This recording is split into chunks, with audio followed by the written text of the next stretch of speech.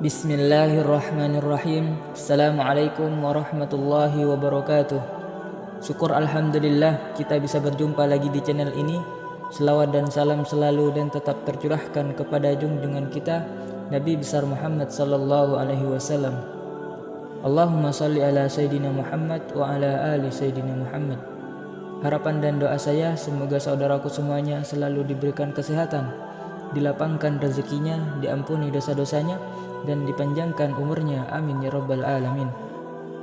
Sahabat beriman yang semoga dirahmati Allah subhanahu wa ta'ala, pada kesempatan kali ini saya akan mengulas tentang bacaan dari surat Al-Baqarah ayat 255, yaitu ayat kursi. Ada banyak riwayat yang menyebutkan bahwa ayat kursi merupakan ayat paling agung di dalam Al-Quran, bahkan melebihi langit dan bumi, sehingga layak sekali untuk kita baca kapan saja, seperti waktu pagi dan sore hari, sebelum kita tidur dan setelah sholat fardu. Namun ternyata ada beberapa keadaan dan waktu yang kita tidak boleh membaca ayat kursi tersebut.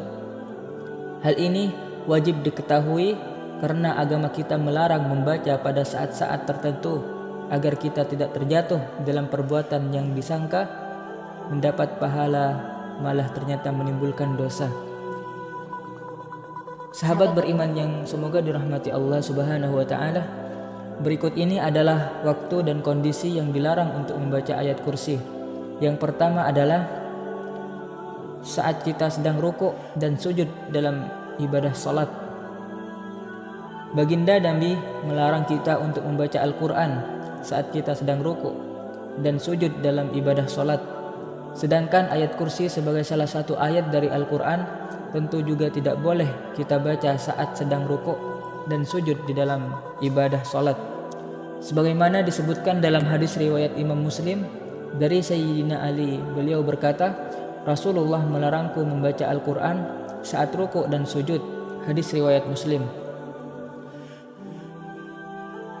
Yang kedua, kita dilarang membaca ayat kursi ketika berada di toilet atau kamar mandi.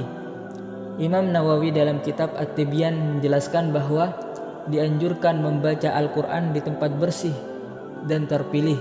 Oleh karena itu, sekelompok ulama menganjurkan membacanya di masjid karena telah memenuhi syarat dalam kebersihan dan tempat yang mulia. Adapun membaca di kamar mandi, para ulama berpendapat dalam masalah ini. Ada pendapat yang memakruhkannya.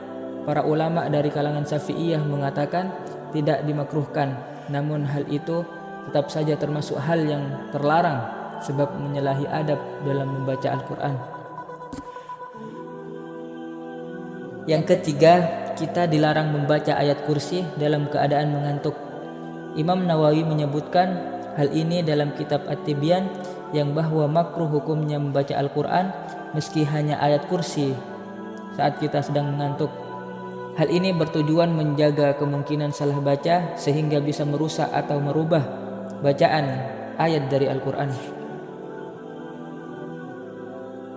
Kemudian yang keempat, kita dilarang membaca ayat kursi dalam keadaan menanggung hadas besar. Hadas besar yang dimaksud adalah ketika kita sedang junub, sedang haid dan nifas. Sebagaimana disebutkan Imam An-Nawawi dalam kitab Al-Azkar menyebutkan bahwa para ulama sepakat tentang boleh berzikir bagi orang-orang yang sedang menanggung hadas kecil dan besar seperti junub, haid dan nifas. Dengan bentuk zikir tersebut berupa bacaan tasbih, tahmid, tahlil, takbir, selawat dan doa. Akan tetapi membaca Al-Quran haram hukumnya bagi mereka yang sedang junub, haid, dan nifas, kecuali membacanya di dalam hati. Sahabat beriman yang semoga dirahmati Allah subhanahu wa ta'ala, itulah ulasan tentang waktu dan kondisi yang dilarang untuk membaca Al-Quran. Meskipun itu hanya sebuah ayat, misalnya ayat kursi, maka jika ingin membaca ayat kursi, pilihlah tempat dan waktu yang tepat.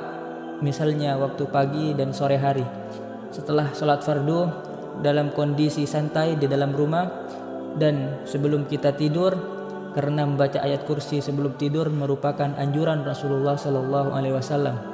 Sebab dengan membacanya maka orang yang tertidur akan dijaga oleh Allah dan setan tidak akan mendekatinya hingga subuh. Selain itu juga ayat kursi juga bisa menjadi salah satu sebab seorang muslim masuk surga, dan barang siapa yang membaca ayat kursi setelah selesai sholat maka tidak ada yang menghalanginya masuk ke surga kecuali kematian. Wallahu a'lam. Demikian yang bisa saya bagikan, semoga bermanfaat untuk kita semuanya. Amin ya rabbal alamin. Assalamualaikum warahmatullahi wabarakatuh.